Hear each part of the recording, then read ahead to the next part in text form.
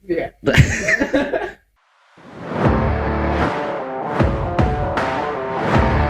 Halo semuanya, selamat datang di Podcast Talk.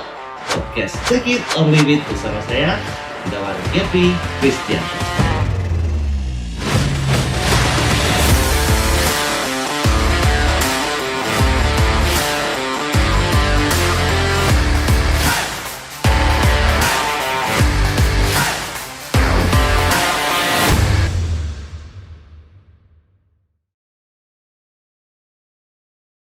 Wow. Wow, produk ini aku banget. Kan ngono ya biasanya. Wah, ini tuh cocok banget buat kulit aku gitu. Kamu coba ya. Nah, jadi kan gitu ya. Apa gitu kan. Katanya Puri ini dari Mimi, dikasih Mimi katanya. Iya. Aku coba dulu kopinya ya. Numero uno. Numero uno. Muah, muah. Ini cocok, kopinya cocok banget sama kepahitanku. Kan gitu ya kalau endorse ya. Selamat datang di podcast Tol. Kita ngomongin tentang endorse. Ya. Ya, ini bukan maksud apa-apa, tapi karena tadi ya berlagak-lagak lagi ngendorse produk gitu. Karena kita topiknya malam ini adalah endorsement. Jadi kita akan ngomongin tentang fotografi, tentang wedding fotografi, tentang endorsement. Karena apa ya? Kenapa guys?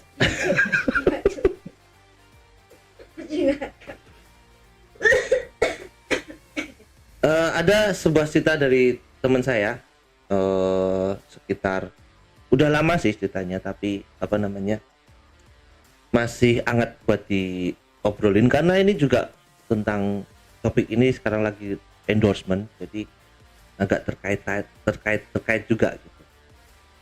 Jadi singkat kata teman saya ini dapat klien, sepasang klien untuk pre-wed. Si klien ini sudah DP, tapi lalu tiba-tiba si klien itu menghilangnya menghilangnya mungkin nggak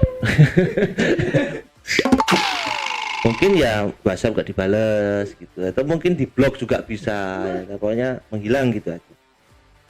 Teman saya itu mencoba menghubungi, tidak digubris sama sekali, tapi tiba-tiba suatu saat klien itu mengupload fotonya sudah pre-wed dengan fotografer lain.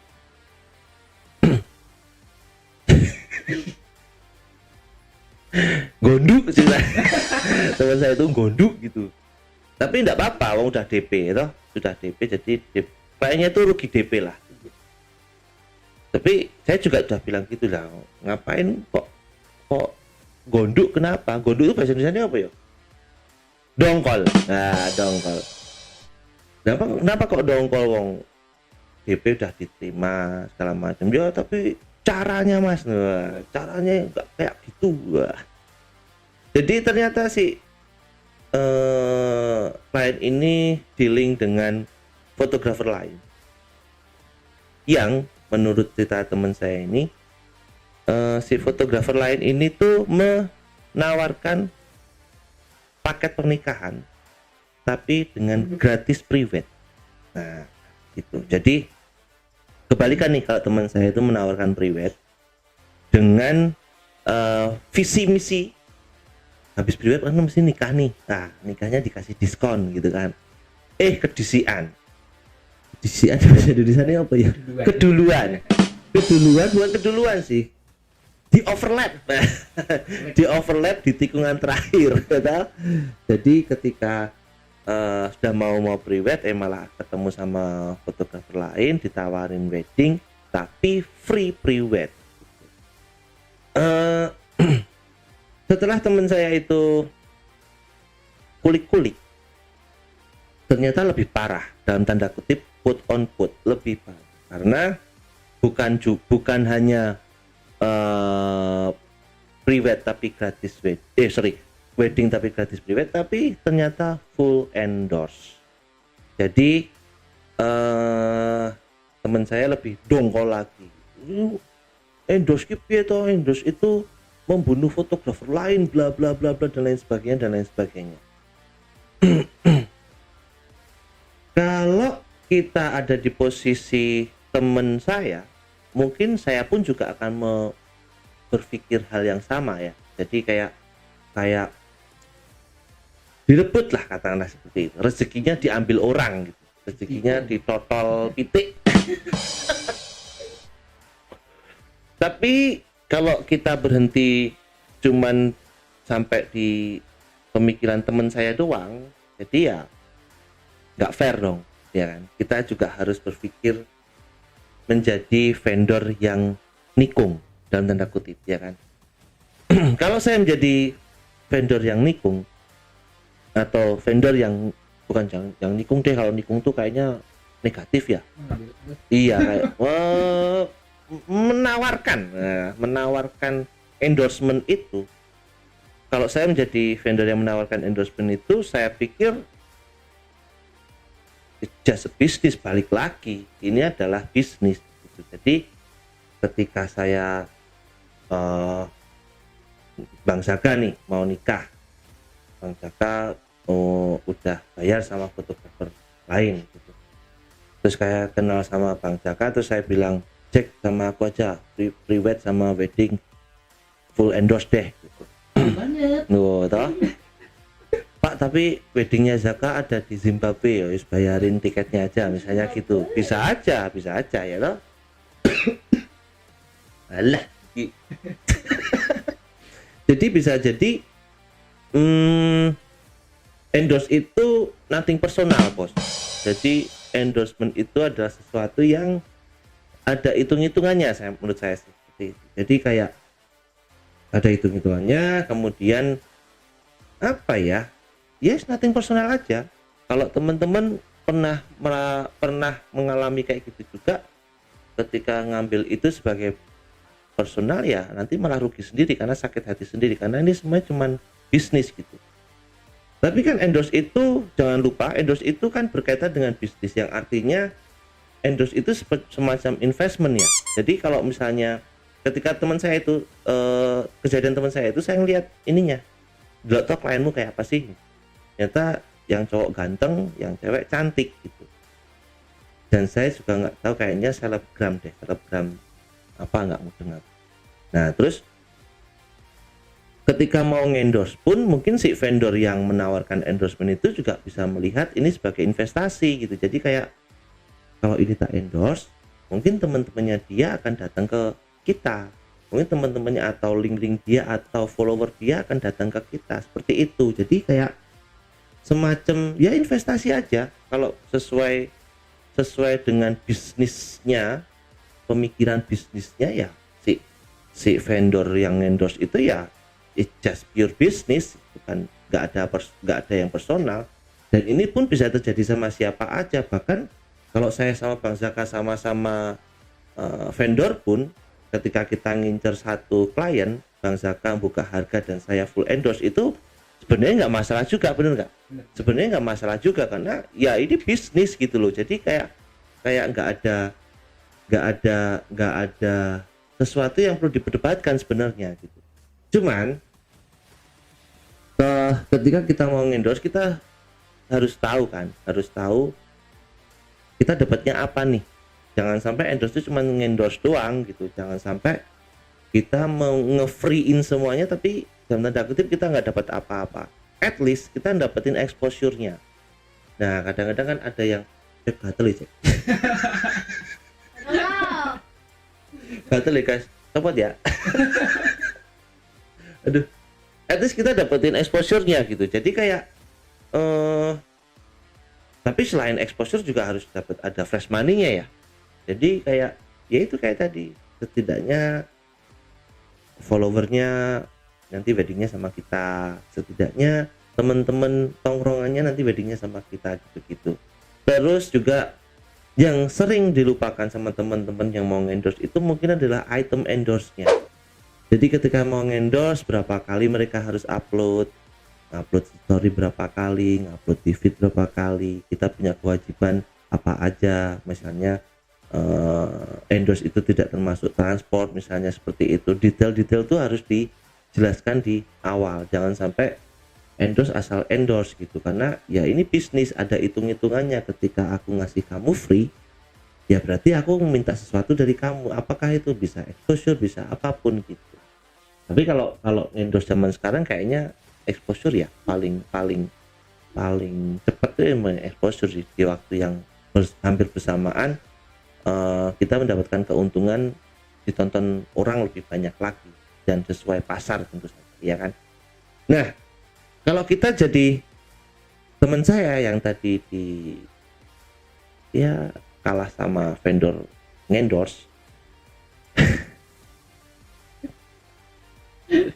apa sih yang bisa kita lakuin gitu kan?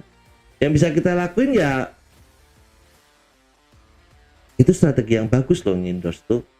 Jadi ya kita bisa malah nonton sambil pelajari aja gitu. Oh ternyata aku loro hati ya, saya sakit hati klienku diambil. Tapi ketika kita bisa ngelihat, oh ternyata gini caranya, dan ini ketika kita bisa ngelihat, oh ini fair, ya kita bisa melakukan hal yang sama. Sejauh itu masih fair loh ya, masih fair dalam arti ya memang kita menawarkan sesuatu yang terbaik sama klien. Dan jangan lupa di wedding fotografi itu klien punya hak prerogatif buat milih siapapun vendornya. Kita mau ngasih endorse kayak apapun, sampai free apapun, kalau si kliennya mau bayar ya tetap aja dia akan bayar dengan vendor yang lain maksudnya. Jadi tidak melulu bahwa endorse itu akan selalu dipilih sama si klien gitu. Tapi kalau kita bisa menilik ini semua, kita bisa melihat strateginya, kita malah bisa belajar dari kejadian ini. Jadi oh ternyata caranya seperti itu, oh ternyata ditawarin kayak gitu, aku kok nggak nawarin kayak gitu ya. Oke, next time aku akan menawarkan seperti itu. Seperti hal-hal kayak gini tuh kita nggak akan belajar kalau kita tidak terjadi sama kita sendiri, bener nggak? Jadi kayak semacam apa ya, tamparan bahwa sekarang tuh udah zamannya kayak gini gitu. Jadi kita mau nggak mau harus belajar, dan mungkin kejadian itu menjadi awal kita belajar. Itu yang pertama, ketika kita jadi vendor yang kalah sama vendor yang endorse. Itu yang pertama. Yang kedua, setidaknya tuh kita diem lah. Diem itu dalam arti gak usah keluar-keluar di sosmed. Saya tuh sangat-sangat menyayangkan ketika ada teman-teman yang merasa dirugikan dengan vendor lain. Apalagi ini kan sebenarnya bisnis, just bisnis, hanya bisnis, nothing personal. Jadi ketika loro hati sidik, sakit hati dikit sama vendor yang lain, itu terus nulis di sosmed lah, nulis di story panjang-panjang lah, nanti temennya denger, terus komen repost, terus ada tulisan, oh ini yang itu ya lah. Oh, ini vendor yang itu ya lah. Itu tuh bikin panas bos, beneran deh.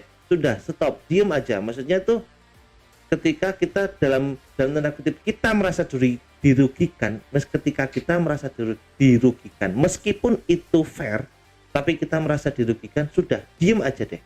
Diem aja sambil kita ngeliat kita kesalahannya ada di mana. Jangan sekali-sekali ngumbar di sosmed, karena ketika kita ngumbar di sosmed, apalagi yang diumbar itu adalah sesama vendor, secara tidak langsung kita tuh kayak ngerusak industri kita sendiri. Kita tuh merusak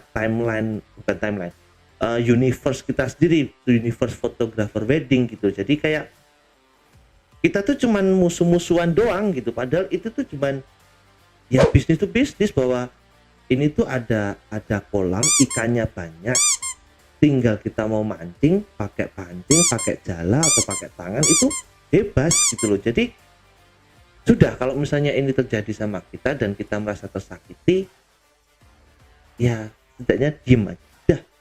Karena diem itu menurut saya bijak sih, karena ketika diem itu Dan nggak perlu kok semua orang itu tahu kalau kita tuh lagi sakit hati, bos. Nggak perlu orang lain itu tahu kalau vendor kita tuh lagi dizolimi. Jadi kan boleh kan, merasa terzolimi kan boleh kan, meskipun itu fair tapi aku tuh terzolimi gitu. Boleh kan kayak gitu kan. Karena itu kan ya pergumulan hati lah. Jadi kayak ya sudah, diem aja. Karena di era sosmed kayak gini tuh semakin kita speak up, oke, di satu sisi, di satu kasus, di satu kejadian mungkin kita bisa membuka sesuatu, tapi kebanyakan malah kayak ngumbar jeleknya kita sendiri, katanya kayaknya seperti itu sih. Jadi sekali lagi, ketika teman-teman mengalami hal seperti ini, ditikung kayak atau di overlap kayak apapun itu bahasanya sama vendor lain, sudah diem saja. Setidaknya kita tahu kesalahannya di mana, setidaknya kita tahu ada strategi yang belum kita lakukan tapi berhasil dilakukan oleh orang lain. Jadi kita malah bisa belajar. Itu yang terakhir. Lalu, oh iya, satu lagi yang penting. Kalau mau endorse, dikala itu di jangka waktu.